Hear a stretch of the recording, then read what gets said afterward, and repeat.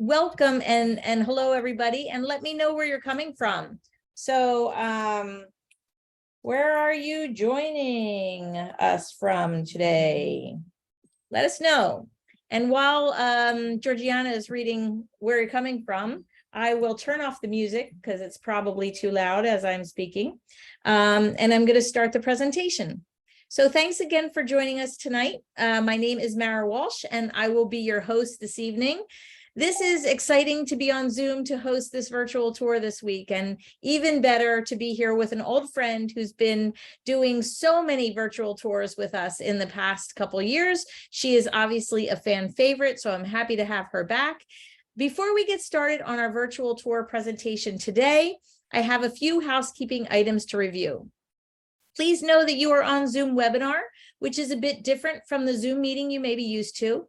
Your video and your microphone are not activated, and you won't be seen or heard, so don't worry about managing your dinner or your lunch in the background. However, we do want to interact with you through Zoom and through Facebook. We have the chat and the Q&A features on Zoom, and we have the live stream on Facebook as well. If you're having audio or video issues, just put a note in the chat and I'll help you as soon as I'm done the introduction. I want to share a little bit about myself for those of you who might be joining us for the first time. As I said, my name is Mara Walsh. I am in the United States, and specifically between Philadelphia and New York. This is in the Eastern time zone. I mention this because sometimes people get a little confused when they sign up for these virtual tours and they have to manage the time zone differences. As you may know by now, we have been traveling virtually over the past few years, but we are back to traveling physically again. And I hope to see some of you on my physical tours. I have been doing group travel since 2014. I've been taking Girl Scouts and their families on tours. And for the last, 6 or 7 years, I have been doing adult only tours as well, which are open to all genders. And I welcome you to check them out on my website. If you want to follow our physical tours, please join my private Facebook group, Girl Travel Tours, where you can travel right along with our groups from your mobile devices or your computers. My next group leaves for Portugal, Spain, and Morocco in a few weeks, so follow along. As you may be aware, I started traveling with my tour guide friends virtually when COVID struck, and we were able to utilize so many relationships and be with you on a weekly basis for the last few years. And of course, since we traveled physically, we are not doing them every week, but we try to put as many tours in as we can via Zoom. These virtual tour presentations have helped so many tour directors earn some much needed income and have kept the excitement of travel alive for many of us. So they've served two purposes quite well. We've done more than 80 virtual tours, and the recordings are available on girltraveltours.com, as well as my YouTube channel, which is also Girl Travel Tours. They're indexed by region on the website so that you can find the regions easily. They are also on our Facebook page, Girl Travel Tours. We will try our best to get some virtual tours on the calendar for this year when the guides and I are not traveling physically. If you want to be sure to get an email alerting you of when the next presentations are scheduled, please go to my website and fill out the form and stay connected. Okay, let's get into it and review a few ways you can interact with us. Feel free to ask questions about the virtual tour, the tour director, or my travel program by using the Q&A on the Zoom toolbar. We will, after the presentation, address all the questions that have been asked in that way. If you'd like to chat with me, you can chat with me through the chat, but those things that go through the chat will not be read off at the end of the presentation. And as always, I'd like to throw up an interactive poll, which kind of gives us an understanding of what your connection to Romania is. So the question is that simple. What's your connection to Romania? I've been and I love it. I have a trip booked. I plan to go in the future, or I have no set plans, but I'm interested in the location, or I am solely interested in experiencing it virtually. As some may know, we have a group that's booked to go to Romania in October of 2024, and we look forward to that trip. But it looks like most of you have no set plans, but are interested in the location. I hope to see that Georgiana and I change your minds about that, and you are converted to somebody who actually has a trip planned. So I'm just going to throw those poll results up, and so that you can see. They keep popping back in my window the wrong way, so I'm sorry, my head keeps going over to the other screen, but you can see that about half of the people on the call right now have no set plans but have an interest. And interestingly enough, we have about 6% that have a trip booked, which is awesome. So I hope you're going with me. All right, I'm going to stop sharing that, and we're going to get into the tour. As you know, a tour would not be complete without a fantastic tour director. And today we have someone back who has done many virtual tours with us, Georgiana from Romania. Feel free to access the recordings of all of her tours through my website.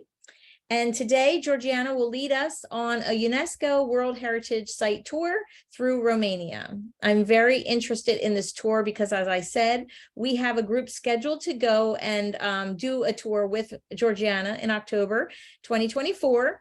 I'll share with you via the chat and during the Q&A how you can leave a tip for the tour director. All of the tips go directly to Georgiana, minus the Zoom operating expenses. So today I want to welcome Georgiana to join us. Hello and welcome. Feel free to come on. And hello, everyone. So nice to see you again. Very nice to see you too. I know. I mean, we were used to chat all the time during COVID, and now we have to make a point to schedule a Zoom call to chat. That is true. Yeah, so if you are ready, you can take the controls and share your screen, and then I will pop off in the background and you can get things going. Yes, I will definitely stop sharing your screen, and give me 1 second while I set up my side of the screen. All right. So, hi everyone, this is Georgiana. I'm actually a Romanian tour guide. I have done a lot of virtual tours with Mara, and do excuse me if I'm a little bit rusty, because we've done a lot of them during the pandemic and we haven't done one in a couple of months. As Mara pointed out, we have been busy with physical tours. So it might need, I mean, I'm actually nervous, even though I've done so many virtual tours with her already. I am actually nervous. But welcome everyone. It's really, really good to see so many of you tonight taking your time to actually attend this virtual tour. And I'm really excited to show you a different face of Romania, because in the past with Mara, we've done tours around Transylvania, around Halloween. We've actually done some really cool murder mysteries, which I strongly encourage you to watch later on. And tonight I'm going to take you on a different journey around the UNESCO World Heritage sites in Romania. Now, typically my tours are around an itinerary throughout the country. They look like a tour because that's what I do. I'm a tour guide, and for my company, Romanian Thrills, and we do guided tours only through Romania, as some of you may know. And typically the virtual tours, we try to do them as a normal tour, so you get a feeling of how it is to go on a tour with us. But tonight's tour is a little bit different. It's not going to be in the form of an itinerary. We're pretty much going to hop regions because there's a lot of ground to cover and a lot of things to see. So the UNESCO World Heritage sites in Romania. Everyone talks about UNESCO. Everyone wants to see UNESCO World Heritage sites. But first of all, do you know what it takes to be a World Heritage site? A World Heritage site has this mark, logo, so to say. Everywhere you go in the world, the place will have this if it's part of the UNESCO World Heritage. Now, this is a landmark or an area with legal protection, and I'm reading a definition here, by an international convention administered by the United Nations Educational, Scientific, and Cultural Organization, in short, UNESCO. Now, World Heritage sites are actually designated by UNESCO for having cultural, historical, scientific, or other form of significance. These sites are generally judged to contain cultural and natural heritage around the world considered of outstanding value. For a place or for something to become part of the World Heritage sites, they have to be somehow unique. They have to be geographically and historically identifiable as being special or a cultural or physical significance to the world. So pay attention, it's not necessarily that it has a cultural significance to the country, because obviously for me as a Romanian, all of these places are quite special. But when it's part of the UNESCO World Heritage, it has a cultural significance to everyone else. Now, as I normally like to start my tours, I like to put Romania on the map of Europe. Now we have here a map of Europe, and Romania is located, for those of you that haven't watched my virtual tours before, in Central Eastern Europe. Now it borders Bulgaria, Serbia to the south, Hungary to the west, Ukraine to the north, and Moldova. And we have access to the Black Sea. So as you can see, it's not a small country, it's not a big country, but what I like to promote a lot to people that don't know about Romania is that it's a very diverse and very culturally rich. So that's exactly what we are going to cover tonight. I also like to share a map of the historical regions of Romania, because we are only known by this name, Romania, for a little more than 100 years. Typically, we were split out in smaller regions with Romanian-speaking population, and we had Transylvania to the west. I guess that's the most known region that we have today. We have Moldavia to the east and Wallachia to the south. There's a tiny area, the one that's close to the Black Sea, which is called Dobrogea. This is the only region in Romania that was completely under the Ottoman Empire. So it was a colony of the Ottoman Empire, but it's important for us tonight, and you'll see why in just a few seconds.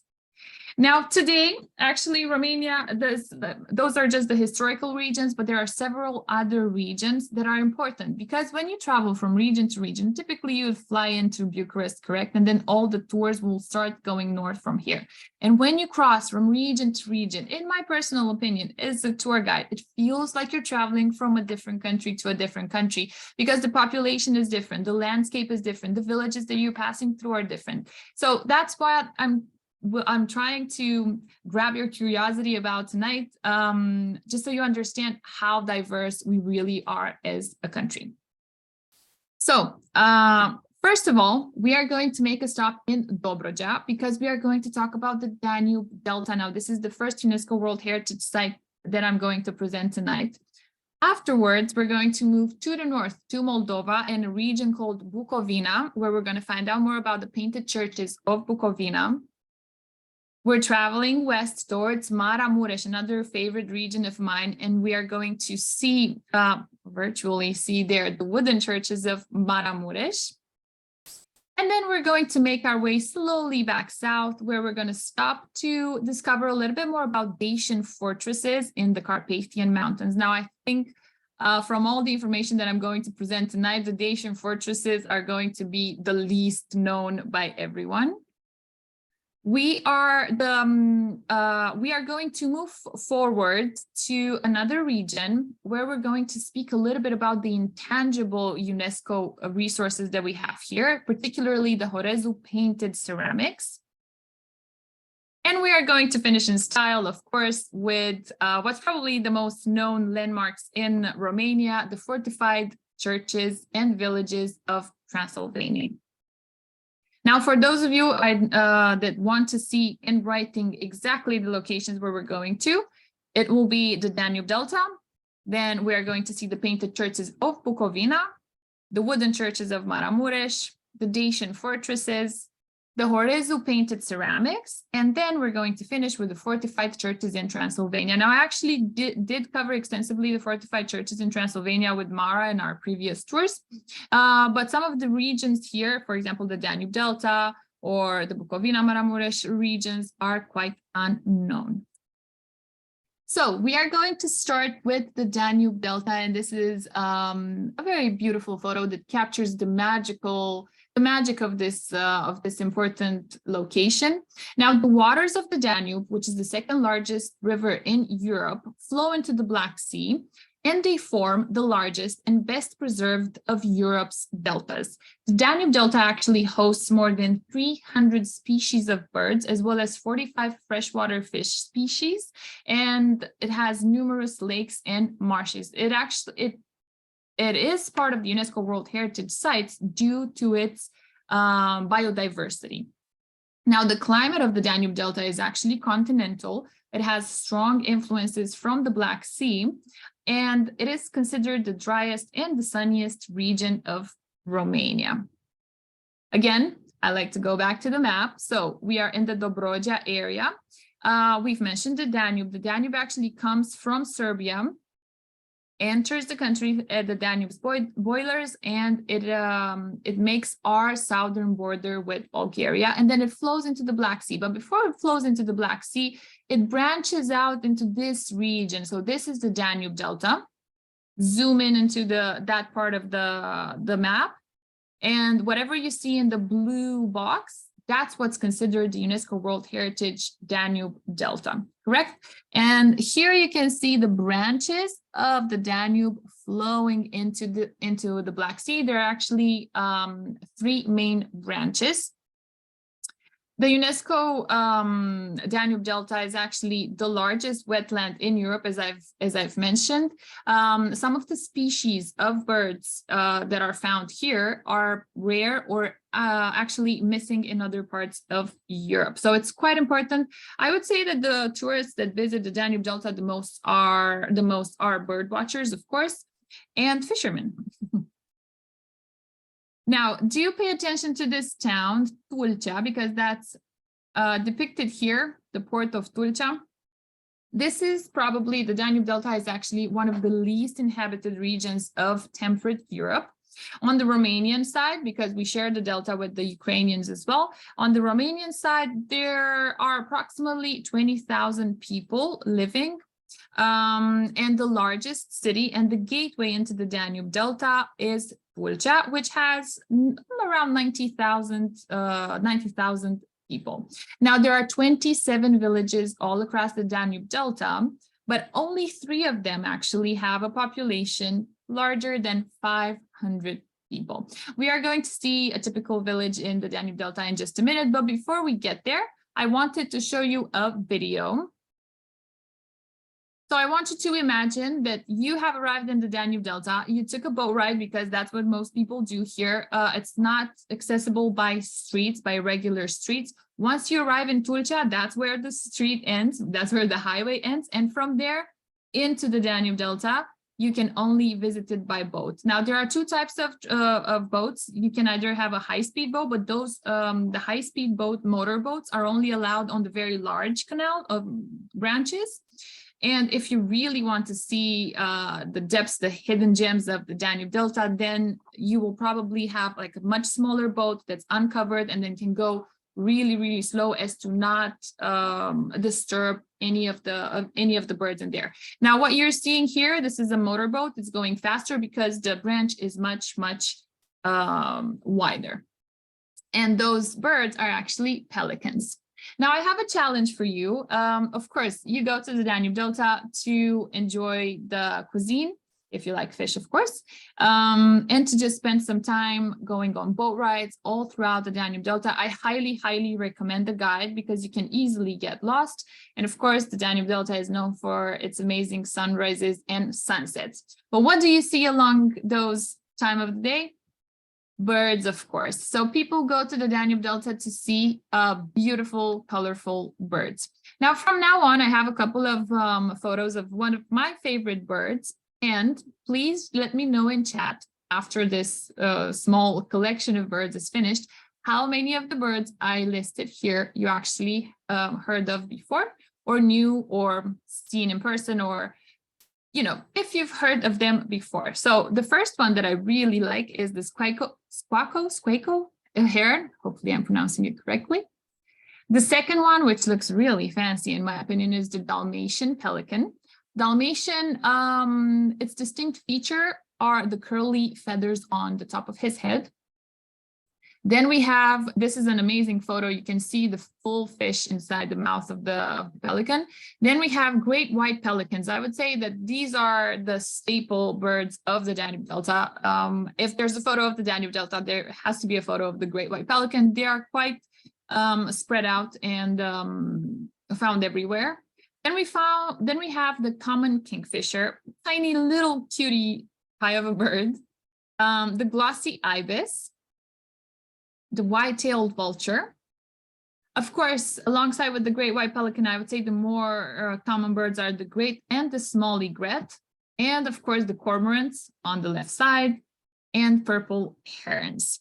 Now, from all of these birds, do let me know. I will be reading your answers at the end, not right now, how many of the birds you have seen before. And of course, as I said, there are more than 300 birds that come to the Danube Delta every year. These are migratory birds. So I'm just scratching the surface with the types of birds in here. Fun fact, though, we didn't really have flamingos, but in the past years, flamingos have started to nest in the Danube Delta, and there have been flamingos spotted, flocks of pink flamingos in the Danube Delta, which is absolutely amazing to have flamingos in Romania, really. It's very hard to spot them because initially the rangers, the people that take care of the Danube Delta, do not want to disclose their location. They did so a few years back when it was an amazing news that they came to the Danube Delta, and hundreds of photographers flocked to the Danube Delta to take photos of them. And of course, they scared them away. But thankfully, they came back, and this time they're not disclosing their location whenever they come, so they can keep coming back and nest in peace, so to say. Now, another important landmark of the Danube Delta is Leta Forest. Now, I have another video here. It's an aerial view of one of the smaller waterways. I'm not sure exactly how loud the music is for you, so that's why I'm trying not to speak on top of the video. But this is going through Leta Forest. To speak louder, for me to speak louder. Actually, we don't hear the music at all. Ah, you don't hear the music at all. Okay, so that's even perfect. So this boat ride is actually going to Leta Forest, which is the oldest natural reservation in Romania. It's actually a forest that has been declared and established by the Romanian Council of Ministers as a natural reserve since 1938. This is a video just for you to kind of understand the vibe, the atmosphere that you can expect in the Danube Delta. It looks very wild, and it's supposed to look wild because it is, as I said, one of the least inhabited regions in Europe. And that's why it's part of the UNESCO World Heritage, because it's still wild and very well preserved.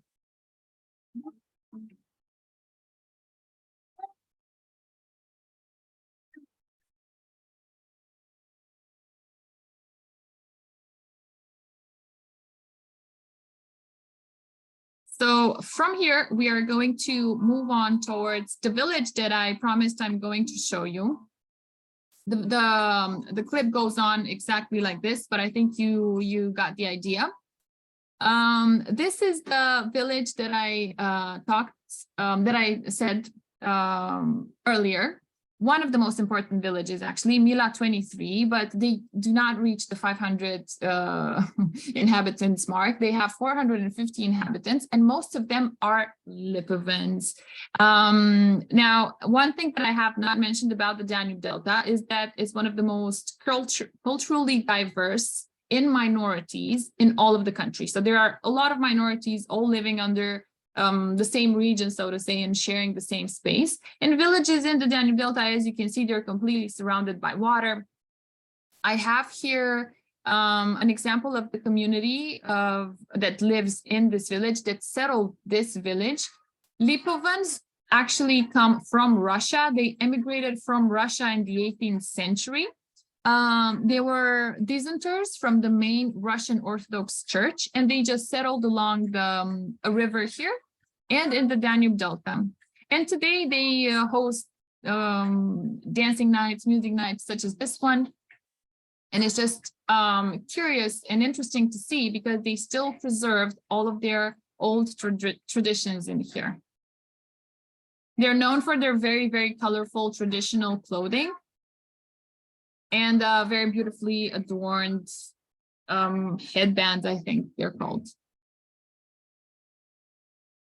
So anyway, when you visit Danube Delta, you can take part in all sort of activities, such as this one. It's not only about bird watching and eating fish or fishing. You can also meet locals, interact with them, and just see how they live, because a lot of them, I think that's one of the most important things, they still live like their ancestors, well, yes, like the ancestors used to live. And they still keep their traditions alive. And you see that even in the way they construct their homes. Now, in order for them, for this community to build their houses in this village, they had to create little islets of dry land by digging the mud out from the trenches and just making a series of canals. Now, these house walls used to be made out of reed and mud, and the thatching is also made, the roof is also made from reed. Because of the features of this construction materials, the buildings have the tendency to sink into the mud, and they need to be rebuilt every few years. And because we talked about fishing, I want to point out one of the most important fish that you can find in the Danube Delta, which is the Pontic shad. Now, this fish moves in the spring from the Black Sea all the way up the Danube to reproduce. And it's important because it cannot be grown into captivity, so it's only caught wild. And for the locals, as you can see on the left side, fishing is the main and oldest occupation. Therefore, this activity is well rooted in the Danube Delta culture, while being a characteristic feature in the memory of many tourists from all over the world who visit the Danube Delta. As I said, you cannot come to the Delta and not have any sort of interaction with any fishermen or with fish. Now, the Pontic shad actually made it into, it's actually a protected food of the European Union. You can see the tag here due to the smoking process, which is a cold smoking process in here. And in here, of course, you can have it grilled after you clean it out. So yeah, this is an old method that they still use today. And due to this fact, it's considered a very iconic type of food that you can only eat here in this region. Now, this is another aerial video of the forest, of the Leta forest that I told you about.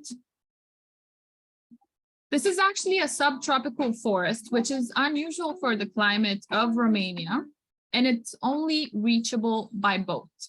It's one of the main attractions in the Delta, and most of the people want to go to Leta forest because of one specific characteristic that I'm going to speak about in just a second. So as you can see from above, there are so many canals, so many waterways. That's why I said it's so easy to get lost if you're not traveling with a well-seasoned guide, someone that's been born and bred in the Danube Delta, of course, because otherwise you can easily get lost.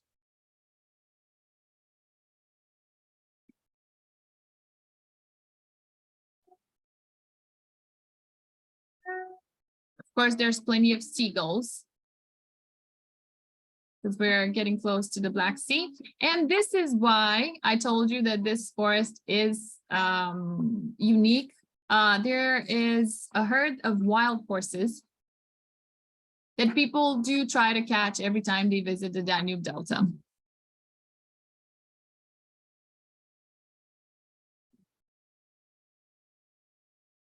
Actually, the best way, sorry, I had to cut the video short because that's just, it would go on and on into the forest. The way to see the forest is actually by what we call a safari. A safari horse carriage ride is, as you can see here, you pop into a carriage and it will take you, after you arrive by boat, it'll take you through the forest in hopes of seeing the wild horses. This is, these are some of my favorite images with houses from the Danube Delta. It's really beautiful that most of the houses have maintained their traditional look, and the traditional look is typically with blue and white, and of course the reed roof. And in here as decoration, it's an old fishing tool. And these are the herds of wild horses, which are not actually wild. They are formerly domestic horses, which have been let go by very poor people. Now, in time, of course, they've managed to create their community of wild horses, so to say. And people do go there in hopes of seeing, oh, look, let's see the wild horses. But actually, during communism, people didn't have the means to actually take care of them, so they just let them go. There's a brand of wine, for those of you that do like to drink wine. It's called Cai de la Letea. In direct translation is the horses from Letea forest, and that's the name of the forest. It's actually a very, very good brand of wine. There's several vineyards, not in the Danube Delta, but right a little bit outside, so very close to Tulcea. Another thing that I wanted to point out, this has nothing to do with the UNESCO World Heritage sites, but it's important because it is part of what makes the Danube Delta and what you can expect to see. It's one of my favorite accommodation. The type of accommodation that we prefer are those that are really authentic. And in here, it's probably a queen size bed. And underneath, do pay attention to this tiny door. That's where you put in the logs, lit a fire right underneath your bed. And that's how you would get warm during winter time, because it's mostly, it's, as I said, the warmest region of Romania. People don't necessarily have indoor heating. And that's how they would get warm during those colder nights.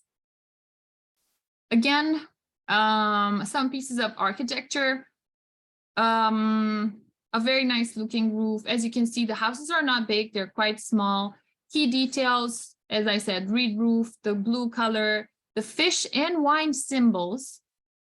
Fish, of course, for the fishermen. Wine symbols, I told you there are vineyards all around, and I even pointed out to you a brand that I like. And in here, an amphora. Amphora because the first not the first, but there were Greek settlers in the Danube Delta, centuries ago. And we still find remains and fortresses of them all throughout this region. And another thing, this is not necessarily the best thing that happened, but during communism, the Danube has been dammed. They built a dam across the Danube at the border with Serbia.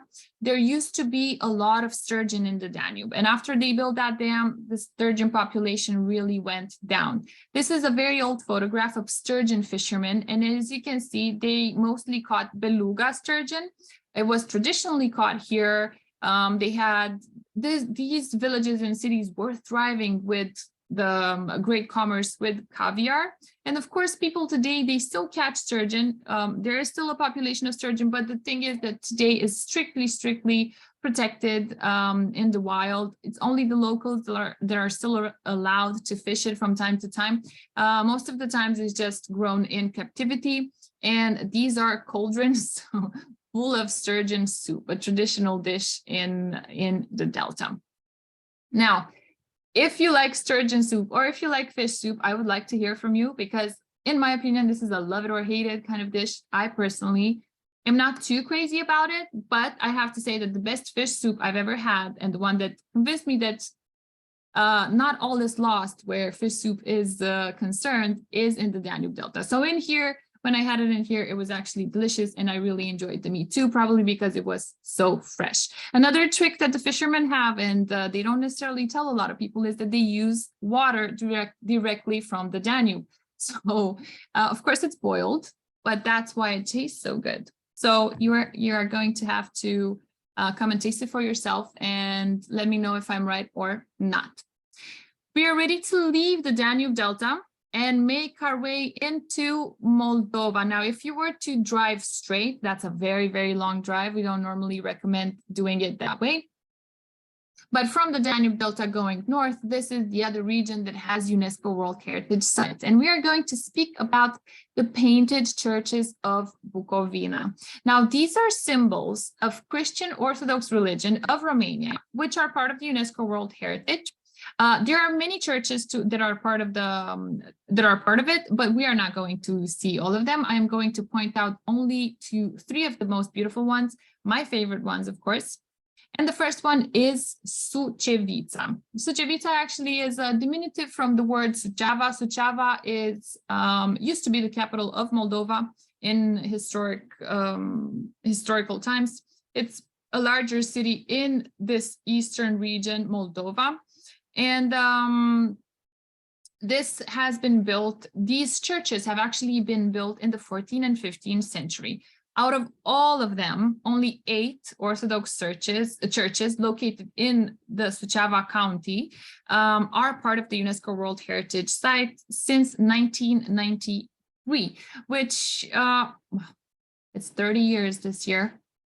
So yeah, not for a very long time, but they are very important to our cultural heritage. Now, this is a side view of the same monastery, Sucevița. They are considered masterpieces of Byzantine art, as the interior and exterior walls are completely covered in exquisite, vividly colored mural paintings. As I said, they date back to the 15th and 16th century, and the paintings that you will see when you visit them are the original colors. So that's why they're considered priceless. The second church that I want to point out is Moldovița. You're now looking at the nun convent that hosts, which is part of the same monastery.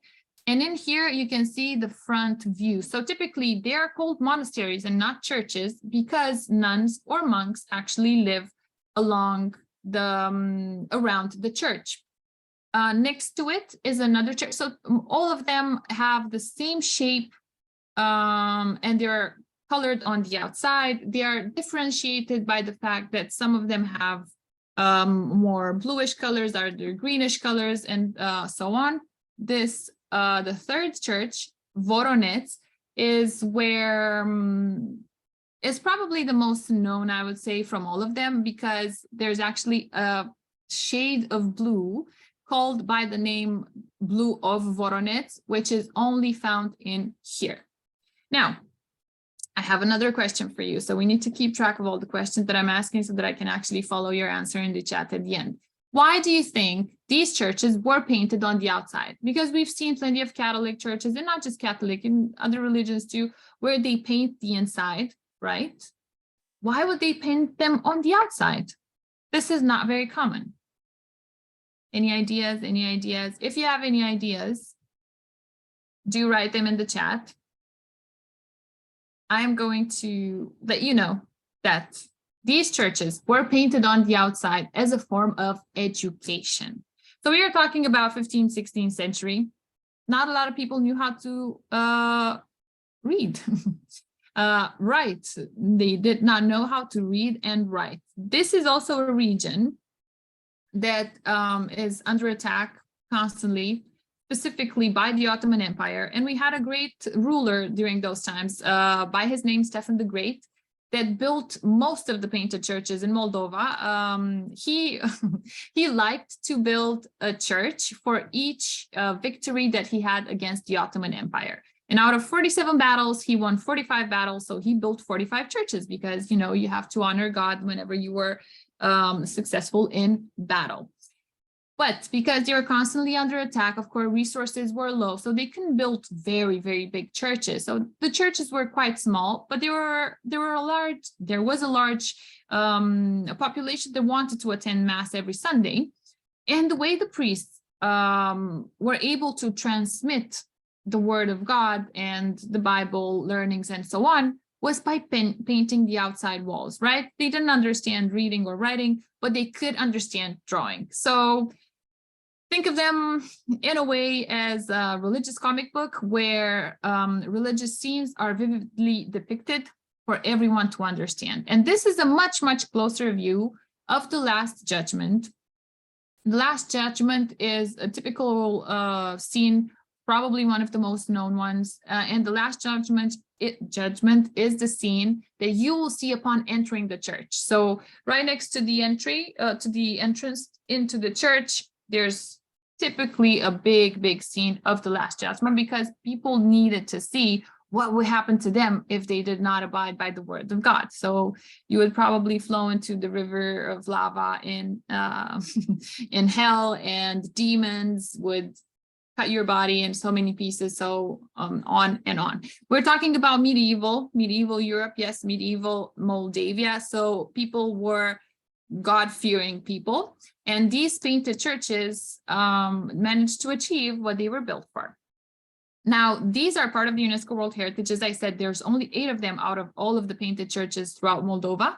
But I could not leave Bukovina region, because Bukovina is a region typically known for its tradition, for its authentic folklore, and other other traditions that have been passed on and still live on with the people today, with the craftsmen in particular. And these are some painted eggs. Now, egg painting actually predates Christianity. So I know it's a very Christian it's a very Christian habit now for Easter to always paint egg, but this is one of the oldest decorative arts. In both in Orthodox and Catholic Church, painting Easter eggs is a very beloved tradition. I feel people still keep it even today. Like every year, my mom still paints eggs. But of course, she does not do this type of job. Hers are just one color and one color only. They symbolize the resurrection of Jesus Christ. Some people have taken this to the level of art. As I said, they are normally painted red to represent the blood of Jesus. The hard shell actually represents the sealed tomb of Christ, and cracking the shell, because there's the way we do it, we crack, 2 people will crack one egg on top of the other, and cracking the shell represents Jesus' resurrection from the dead. Now, look at these. They don't necessarily look like your typical decorated egg. And that's because of this artist here. This tradition, as it is still very much alive, especially in this region. There are many craftsmen that started painted eggs to a different level, but she is the only one that has elevated this this craft through her passion, through her dedication. She created more than 11,000 masterpieces, and now she has the largest painted egg museum in the world. She has participated into a lot of conferences, fairs. She has been heavily awarded, so to say, for her work, and each egg that comes out of her hand is considered a piece of art. Now, of course, she doesn't simply paint with regular colors. She uses wax. So that egg will last for a long time. And of course, there's no content inside the egg. The shell is completely empty. And before leaving Bukovina, because this is a heavily rural area, you would expect to see in the region a lot of traditional sheep pen. And I highly encourage you, if you ever find yourself in the region, to stop and to try the bulls. Bulls is a very typical shepherd's meal. Very easy, very simple. It's just polenta, and inside you have cheese. Of course, it's typically sheep cheese, because it could also be cow cheese, put over the grill. One of the best meals you'll probably have, and it's healthy, healthy fast food, so to say. All right, so we were in Bukovina, right here in the north side of Moldova, and we are making our way into Maramures to see the wooden churches. Now, Maramures, as I said, it's another one of my favorite regions of Romania, also known for its autonomous traditions. They kept their traditions since the Middle Ages. They have well-preserved wooden villages and churches, and still a very much traditional lifestyle. They still wear very colorful dresses. They still live like in a museum, only that is their real life. Now, this is a haystack. Haystacks are quite typical of the landscape all throughout Romania, I would say. They're found across Transylvania, Maramures, Moldova. Not as much in the Danube Delta, but because they have fish there. The haystacks are made during summertime to have food for livestock during wintertime. So that's why they are typical where the winter is heavier. Another thing that you would expect to find while visiting Maramures is the beautifully restored authentic houses.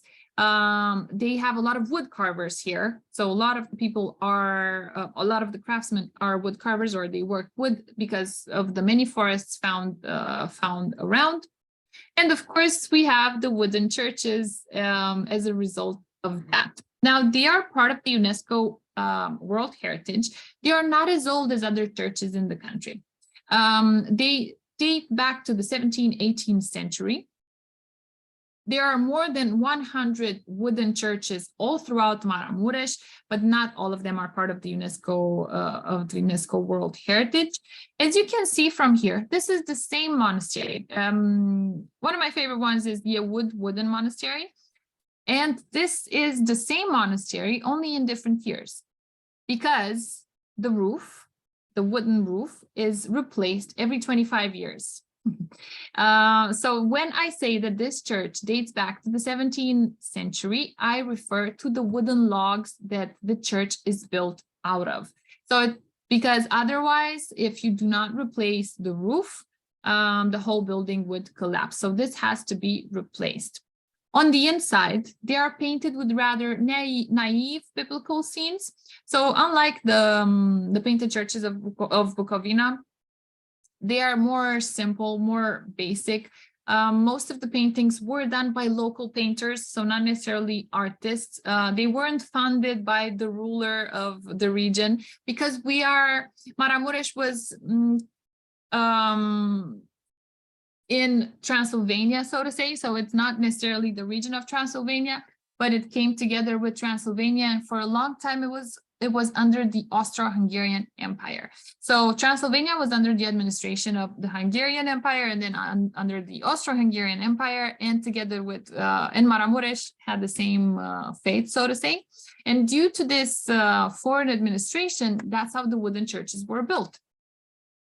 Because they were not allowed to build their own stone churches, the Orthodox population that lived here, the Romanian population, the Hungarians and Austro-Hungarians are Catholic.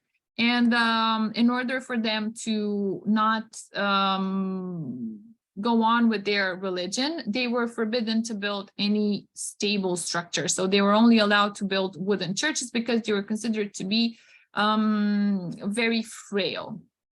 Now, you've seen the way the church looks. They are characterized by the very tall steeple at the entrance, and the body of the church is quite small. They seem to, like, the rest of the body is like a dwarf in comparison to the tower. Now, I have another close-up of the paintings that you would expect to find on the inside. And how do you think these were painted? They did not use regular paint. This is actually cloth, pieces of cloth. They painted on top of cloth, and they glued this cloth onto the wood, which is why it's still in use today. Of course, you cannot really paint fresco on wood, so they had to find a solution to that. And an interesting thing here, if you can understand the language, do let me know if you identified the alphabet. We've turned to Latin alphabet relatively recently, but in medieval times, all religious texts were in Cyrillic. So this is actually Cyrillic, even though it's Romanian. These are Romanian words. I personally cannot read Cyrillic, but if we have any Cyrillic reader among us, do let us know. Now, I'm going to quickly go over other monasteries, other wooden monasteries found in the area, one of which is Bârsana Monastery. However, a lot of people go visit Bârsana Monastery, but this monastery is not part of the UNESCO World Heritage, even though a lot of people believe it is. This is much larger. It was actually built at the beginning of, not more than 20 years ago. This is the Bârsana Monastery that's part of the UNESCO World Heritage, and that the one that dates back to the 17th century. It's much, much, much smaller. And it's rare that you find someone inside there. There's a number that you can call, and the priest will come and open the church for you so that you can see it on the inside. It was listed as part of the 8 churches wooden church is part of UNESCO since 1999. The reason why people go and visit this church more, it's because it bears the same name, so there's a confusion there. This one is by the main road, and it was built by the Orthodox Church in a way to boast the power and the might, so to say, of the Maramures churches. These are a couple of close-ups just so you can see the wooden logs. These are very thick logs. Onto the side, well, you cannot really see the logs from here, but you can see the wooden planks that the church is made out of. And it's only this part of the roof that's being replaced in every 25 years. And of course, we couldn't leave Maramures without stopping by for a virtual visit into the Mary Cemetery. Now, we do have a cemetery where people make fun of their own death. Yes, I know it sounds weird to have fun in the cemetery, but this one is quite a unique experience. It's a little bit hard to actually translate all of these poems, so to say. In short, a local artist started building these funerary stones very colorfully, with a drawing of the person that died and something about their life. So for example, let's say someone died by getting too drunk in the local bar, they would make fun of him. Like, I really liked to party and this is where I end my days. Somewhere along those lines. The thing is that it makes the person walking through the cemetery have fun and laugh, rather than be sad and mourn the loss of loved ones. And this is, of course, the church that's being built inside the cemetery. I'm not sure if it's completely finished right now. They did want to build it in the same style of the wooden churches that I've showed you, only much more colorful, and it is the tallest one. Of course, while in Maramures, I do encourage you to visit local craftsmen. This is one of the hosts of a guest house that we normally stop by, and she has a traditional weaving workshop right next to the accommodation, and we stopped and just saw her, how she built just she made a regular carpet. People there still make their own blankets, carpets, every household items that they can use, and they use them to adorn their rooms. So they would hang a carpet like that on their walls. Of course, you have a woolen, it's not necessarily a blanket, it's just a cover for the bed. Of course, ceramics and a piece of cloth around the icon with Jesus or any religious, any saint. From Maramures, we are going to make our way back down south, and we are going to speak about the 6 Dacian fortresses of the Carpathian Mountains. They were actually created in the 1st century BC and AD as protection against Roman conquest. They played a very important role during the Roman-Dacian Wars. Now, I know these are a lot of details, but it'll make sense. So I would say the most important Dacian fortress, there are actually 6 of them that are part of the UNESCO World Heritage. This landmark is not very common for people that come to visit Romania to add it to their bucket list. I would typically say that Romanians are the ones that want to visit it due to their ancestry, due to their heritage.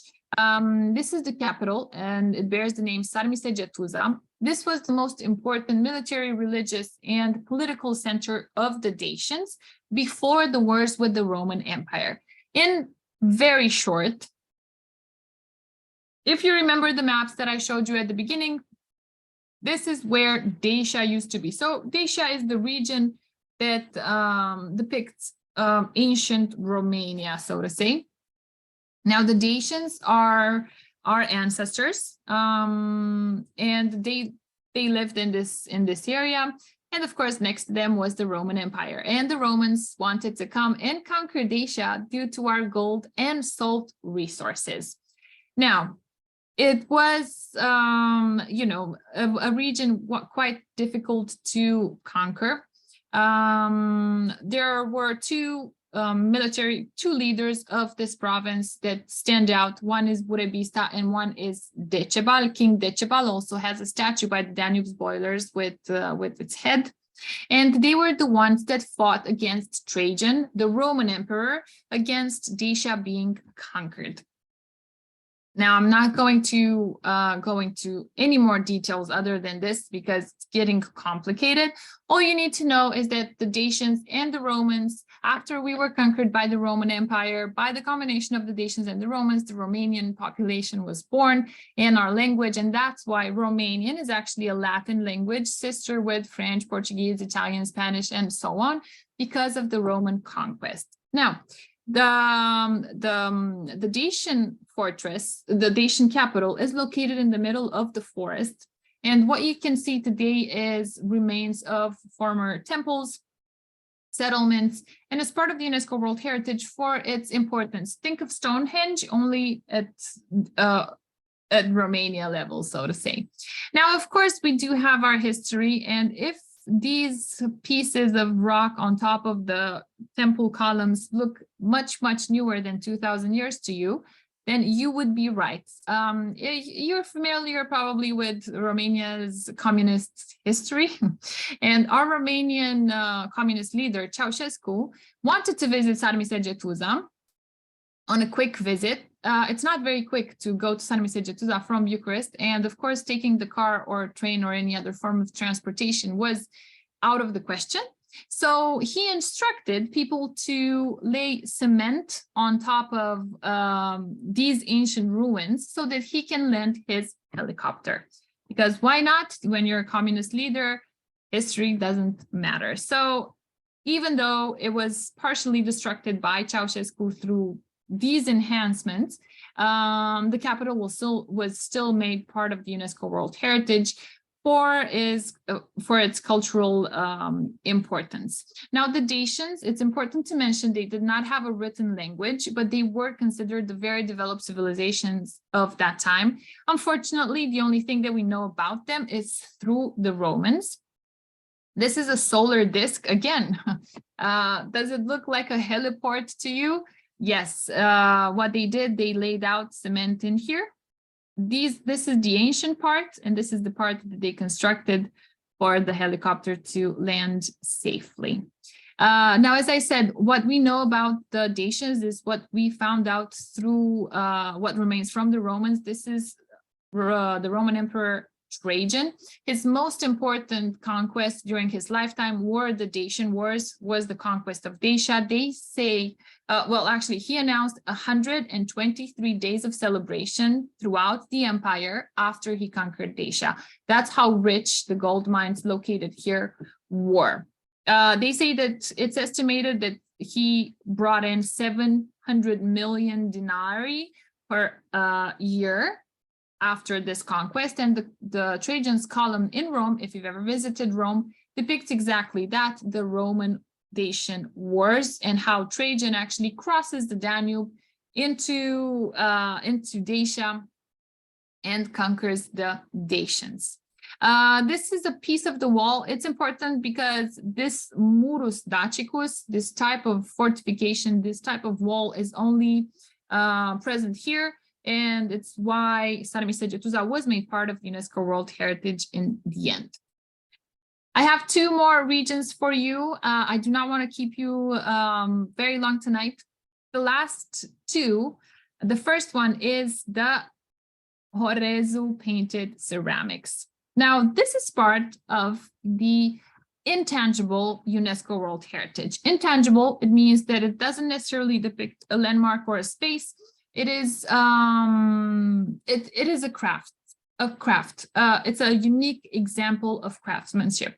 Now, if it doesn't look very neat or very delicate to you, it's because this is peasant art, peasant example of craftsmanship, and it's meant to look rough. So when you arrive in Horezu, Horezu is a village. You are met with these types of stalls. Now, I strongly encourage you to don't stop here because this is not the original UNESCO Horezu Ceramics. This is brought from China or other countries. If you go a little bit further, you find Olar village, which in direct translation, Olar means potters. And this is an ancient craft, which was preserved by the artisans of the village. Now there are only 4 artists left in the village that built Horezu Ceramics by the authentic ways of doing so. This is a big part of the Romanian cultural values and traditions. And, you know, this is still a main source of income for many potters that are found in the village, but not all of them. I mean, even though they make the ceramics in Horezu, that doesn't necessarily make it the one that's part of the UNESCO Intangible Heritage. The main symbols that you see in the Horezu ceramics here are the tree of life, the snake, the fish, the rooster, the spiral of life, concentric circles such as here, as well as a lot of vegetal symbols like the grapes, leaves, clover, wheat. They reflect the importance of agriculture in the region, of course. Some of them were used as wedding gifts. People still use them to adorn their houses even today.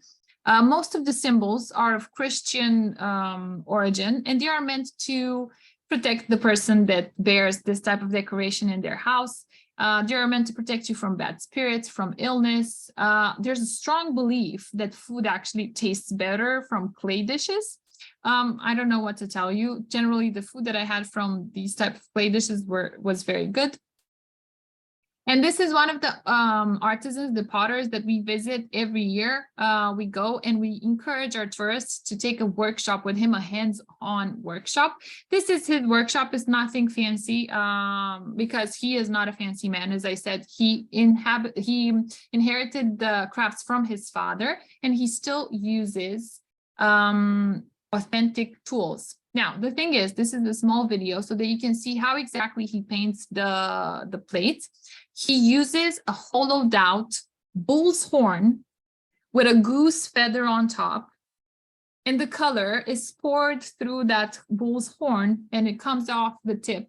And it's only in the tilting of the hand that he can control the flow of paint. Now, the thing is that you have to locally source the clay. You have to use only colors from natural origin, and you are only allowed to use these tools: the bull's horn, the goose's feather, and that's it, and the potter's wheel. If you use anything other than that, then it will not be part of the UNESCO World Heritage. These are several photos from around the village. As I said, people use these plates to decorate their homes. And here a close-up with the Horezu rooster. Wait, I want you to tell me, do you see a rooster under a tree, or do you see a rooster chilling underneath a palm tree? Do you think we have a lot of palm trees in Romania? That's something to think about. And lastly, we are going to finish with Transylvania, and I have covered this region in other tours with Mara in the past. And Transylvania is mostly known for the fortified villages and churches of Saxon origin. Now, the Saxons were actually settlers brought here by the Hungarian king to help him protect the borders. Now, if you remember from the map I showed at the beginning of Romania, this is the Carpathian chain here. So that's the Carpathian chain kind of separated the different regions. And this Carpathian chain acted like a natural borders against attackers from the east. And here the Hungarian kings brought the Saxons because they were very skilled in building fortifications. Now, why did they need fortifications? To defend. They had a military purpose.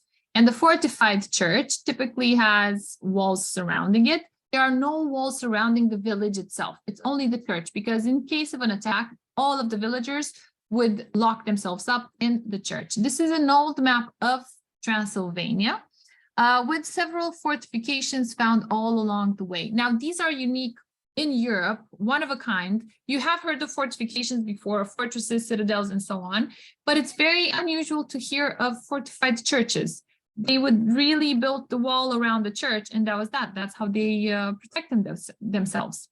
These churches were actually temporarily forgotten during communism. particularly because most Saxons left the country and went back to Germany, which is where they originated from the most part. It is a longer discussion on why they left the country, but these churches were forgotten until Prince Charles, now King Charles, came back to Transylvania and discovered them and propagated them, made them popular all throughout Europe, and the interest in them rose. So now there are several villages and fortified churches part of the UNESCO World Heritage, and I'm going to show you a couple of them. Now, the first one that was made part of the UNESCO World Heritage is Biertan. Now, Biertan was actually a bishop see of Transylvania for more than 300 years. And in medieval times, this village used to count 50,000 people because it had great importance as a commercial area. And today it only has 5,000 people. So let's just say this village kind of peaked in medieval times, and now it's only known for its church. It's the only church that has 3 sets of walls surrounding it. For such a small village, that's unusual because only Sibiu is another big fortified town of Transylvania, the biggest one in Transylvania, and only Sibiu has 3 different layers of walls surrounding it. So that tells you how important Biertan was. Now, as I said, they were built to protect the villagers, for the villagers to be protected against any attackers. Biertan is known for many things, but I only chose 2 of the most important ones. The first one is the sacristy's door, which has 19 different locks. So once you lock it, you turn the key into this lock, and it is a very, very well protected room. And the second thing that Biertan is mostly known for is the marriage tower. Now, the marriage tower bears this name because they say that during the 400 years existence of the church and of the village, only one couple decided to divorce. The way it worked is, as a couple, if you didn't like your husband or your wife anymore, you would go to the local priest, and the local priest would lock you inside a tower for 2 weeks and would make you share one bed, one spoon, one plate, one knife, one of everything with your spouse. And if after 2 weeks you still wanted to leave him, then you were allowed to go ahead with the divorce. Now, they say that only one couple, as I said, in 400 years, decided to go through with the divorce because they kind of learned to live together again. That's the romantic view. The more realistic view was that women in those times by themselves were not very well regarded. They weren't necessarily given that much work. They couldn't really sustain their family. They would probably have children by the moment they would get to the divorce part. So it was a much, much harder life for women if they decided to go through with the divorce. So in the end, I guess it was more of a compromise than the romantic view that this legend has us believe, but who knows? This is actually a photo taken in the pandemic where they put on the mask on the doll. From Biertan, we move on to Sighișoara. Now, Sighișoara is actually not a village, but it is one of the last inhabited medieval citadels of Europe. It is part of the UNESCO World Heritage. There are not many inhabited citadels left in Europe as of right now, but Sighișoara is one of them. It's part of the 7 fortified towns of Transylvania, and it's probably one of the most colorful ones out of all of them. This citadel was built in the 12th century by the Saxon settlers, and it was designated part of the UNESCO World Heritage in 1999 for its 850-year-old testament to the history and culture of the Transylvanian Saxons. Now, I have a short video so that you understand. This video takes you through the old town of Sighișoara. Sighișoara is known for its very, very, very colorful houses and Saxon architecture. It's very typical to this region. You will see that all of the houses look like they're glued together because Saxons, as I said, were known for building fortifications, and their houses needed to have very thick walls, a very wide foundation, and no spaces between them because spaces between houses mean weak spots. So everything need to be very tightly put together to withstand any attack from foreigners. Now it's very nice. This is a very romantic city, town, I have to say, because it's very nice to walk around the cobbled street stone, just admire the architecture, look at the houses around, climb the covered staircase all the way up to the church on the hill. The covered staircase is actually a very important landmark of Sighișoara. It dates back to 3 centuries ago, and it was a covered staircase because in case it was snowing, you still needed to make your way up to the church. And the church in those times also acted as a school, so kids didn't have an excuse to skip school. They still could make their way all the way up to the school.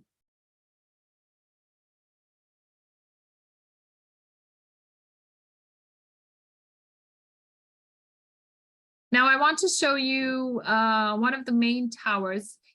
Sighișoara wasn't the biggest or the strongest of all the medieval citadels in Transylvania, but it is one of the most known today because of the towers that surround it. And it has the largest number of surviving towers in any fortress in Transylvania. The main one is the clock tower and the most iconic one, and it was also the gateway inside the citadel.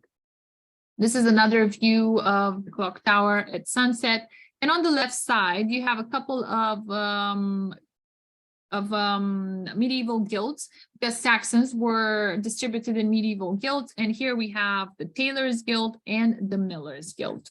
And next to the clock tower, we have another very iconic landmark, which is the House of Vlad Dracul. Now, if you haven't watched any of my previous tours, Vlad Dracul was actually the father of Vlad Dracula, or Vlad the Impaler. So we believe, or historians believe, that Vlad the Impaler was actually born in this house. We do not have a historical proof to say for sure that that's what happened, but because it was his father's house, that's where sons or children were typically born. And you can still visit it today. Next to it, there's a very nice guest house, and I just wanted to show you that if you decide to stay inside the citadel, this is what a typical hotel would look like with the medieval walls all around. And now the third fortified church that's probably most known among the villages, not necessarily the towns, is Viskri. This village was made popular by King Charles. When he came here, he bought a guest house, and he turned it into an attraction. Now, people visit Viskri to see the rural lifestyle of 100 years ago. So that's what King Charles also liked about this place, that nothing has changed in the last 100 years. He really likes botany, he likes going into nature. And we call these the Transylvanian Highlands, which are favored by the people that still want to see how Europe used to look like 100 years ago. These are a couple of photographs from inside the village. Now, this street is not paved. The animals still come from the pasture every evening. And it's just nice to spend a couple of nights in there to just see how everything slows down. Here are a couple of other fortified churches, part of the UNESCO World Heritage. I'm going to quickly mention Krešmer Fortified Church. Now, this is the last one that joined the UNESCO World Heritage list, but it is the largest fortified church, and it was very carefully restored. And it's known for the death machine, or the death organ. This was the church's most feared war device, made of several fire weapons that could shoot simultaneously, which caused the enemy significant losses. Here are a couple of other very much less known, but still part of the UNESCO World Heritage. Some people do make a trip, a purpose of just seeing the fortified villages of Transylvania during their tour, and they just hop from village to village. And as you can see here, so this is the village around, and only the church was surrounded by walls, because that's what they could afford. They couldn't build very tall walls, very strong walls all around the village. And today there are many, many projects of restoration of these villages and rebuilding them and making them part of the touristical circuit of Transylvania. The last one is Saski's fortified church. It is known for the very, very big tower. And a lot of people can see this church easily because it's located right on the main road.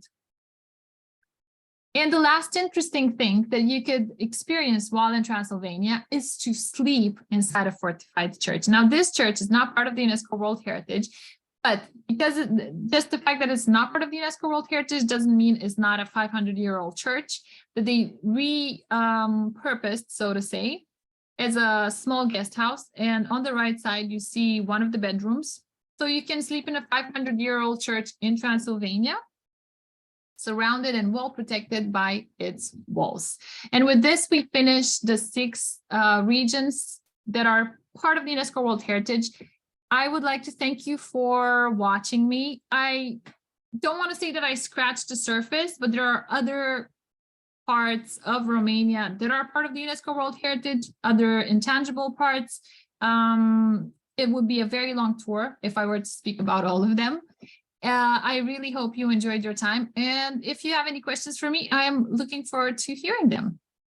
All right, that's awesome. Thank you. I am so excited now for our tour in 2024. And afterwards, you need to walk me through everything that we can do that was on this virtual tour. One of which I want to make the pottery. So I'm hoping that that's part of our group. And then I was chatting with a couple people online that are going on our 2024 tour. And we're like, oh, wow, we better get in shape because of all those steps. So yes, that's a very, very important point. Like a lot of people do not expect, but medieval Europe was not very accessible, particularly fortified villages and towns. They do have a lot of steps, climbing up the towers. You will encounter a lot of steps, and of course the cobblestone. You don't necessarily need to climb up the tower, but the cobblestone itself is not, that easy. I am so looking forward to it. So yes. I can't wait. If you have a moment, you could start to look at the questions. In the meanwhile, for the audience, I've put up a slide that gives you the choices of how you can leave a tip if you are so inclined, Venmo, PayPal, or on my website, there's a very easy link that you could just use a credit card and leave a tip that way. So just feel free to do any of those. And then on the right-hand side, there's a little green banner of all of our upcoming tours. So if you're interested in joining us on our Romania tour, which is listed as the 2024 River Cruise and Transylvania, because it is featuring the Dracula's party on Halloween, on the weekend before Halloween, and that's why it's listed that way. But certainly we will hit a lot of what Georgiana has outlined in the Romania tour. Are you ready, Georgiana? Did I give you enough time to get going on the Q&A?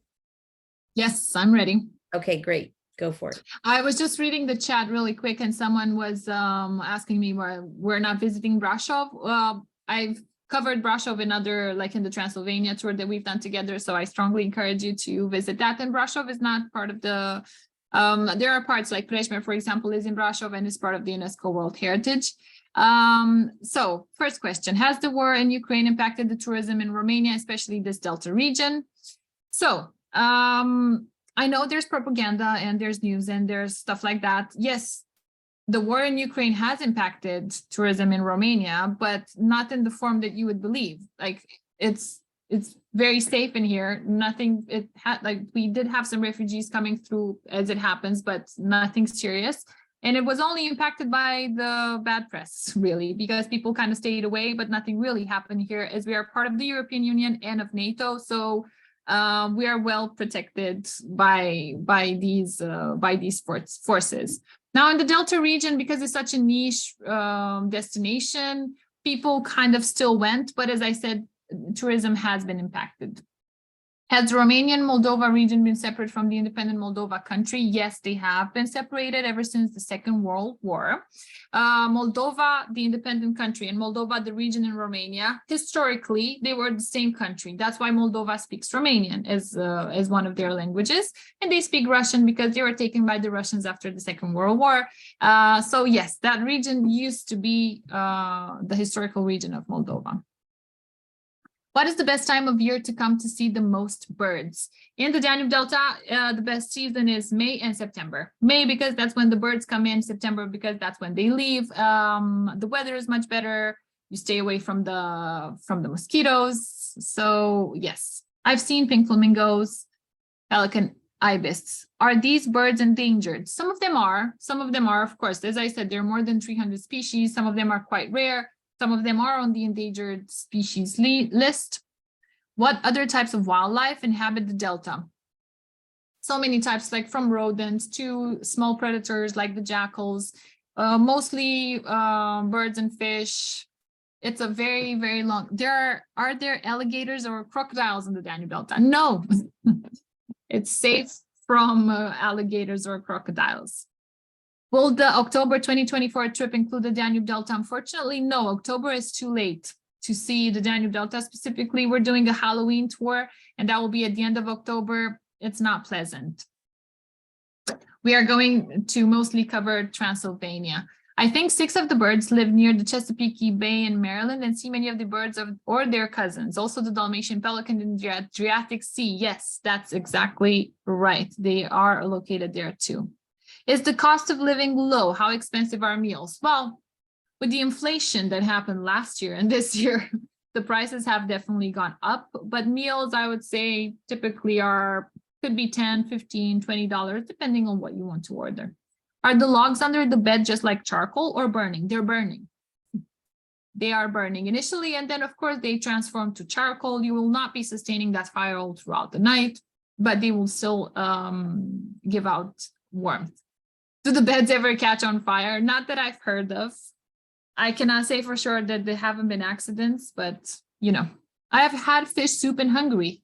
Halasle, if I'm pronouncing that correctly, is red from paprika. That does not surprise me. Hungarians do like their paprika. I hope you enjoyed that fish soup. Isn't there also a Bukovina region in Ukraine? That is correct. We do share the Bukovina region with Ukraine. That used to be part of Romania. Again, right before the Second World War, and after the Second World War, we lost half of Bukovina and it went to the Russians. Do you know the pre-Christian symbology of the eggs? No, but if you do, please let us know. What is the name of the artist who works on the eggs? Lucia Condrea. I will type in the answer. Okay.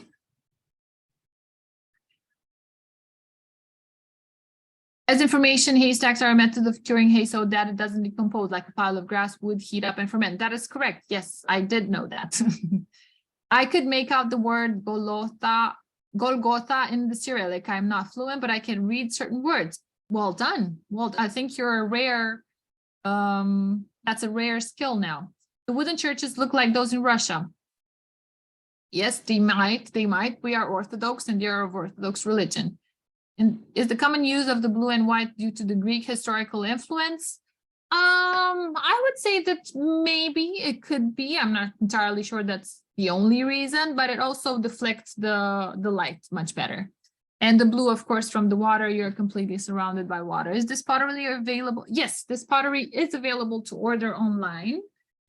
Just a simple Google search. If you put in the name of the ceramics, Horezu, and just say order online or something like that, you'll be able to find it. Can we get authentic ceramic pottery only in that village? Elsewhere in Romania? Yes, you can order it online. There are places that sell from authentic, such as the potter that I showed to you. His products can also be found online. Where can I watch the replay for this video? I think on Mara's YouTube channel or Facebook.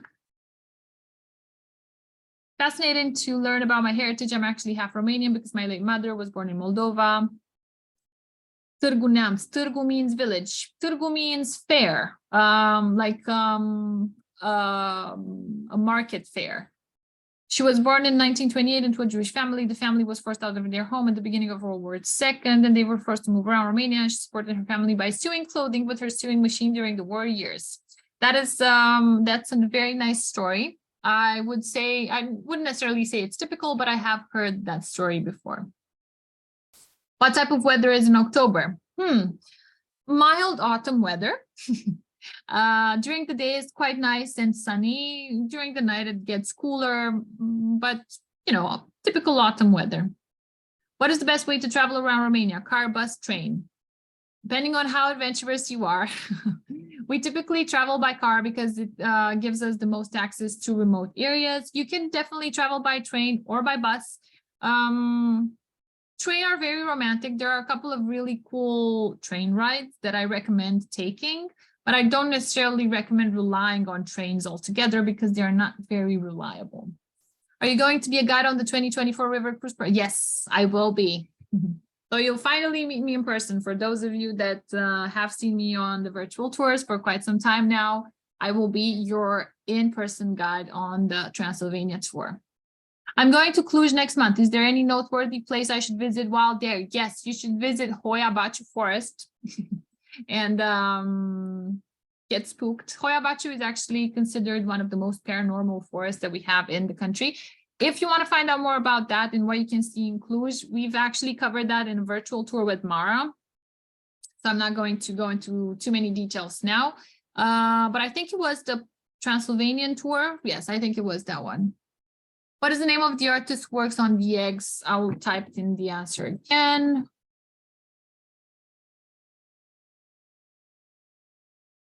I'll see you in 2024 too, Carol. Yes, we will. What is the floral headscarf called? I do not know the word in English, but I will look it up and I'll have it sent tomorrow. Where is the egg museum located? What town, city? So it's a village, actually. I think it's called Vama. Just the name of the village is Vama. But if you put in her name, you will find the exact location of the museum. You have to have an international driver's license to rent a car there. I believe so. I think so. Yes. If you're coming from the United States, to be able to drive here, you would need an international driver's license.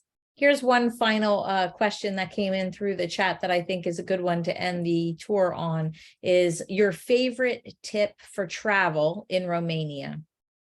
Find a local guide. That's great.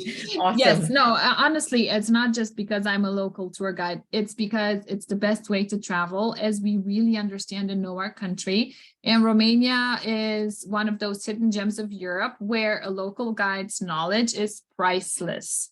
Your experience could be enhanced by 50 to, if not 100% more, if you actually get in touch with a local person. I completely agree. I could not have said it better. I completely advocate for local guides all over the world. And I myself started out my travel experience as a young person in college, not using guides and sort of just meandering around and not really learning a whole lot, but just being in there. And since I've been a grown adult, I use guides wherever I go. And I've even done it in my own city just to get more just tidbits, great tips, as well as the history of your country and your city. So thank you very much. I think that's the best advice you could possibly give to somebody. And for everybody out there, that's how I travel as well. Like I always go for local guides. Yep. I totally understand. Thank you everybody for coming. Thank you, Georgiana, again, for your knowledge and your passion for Romania. And to everybody out there, have a great day and we'll see you soon. Take care. Bye-bye.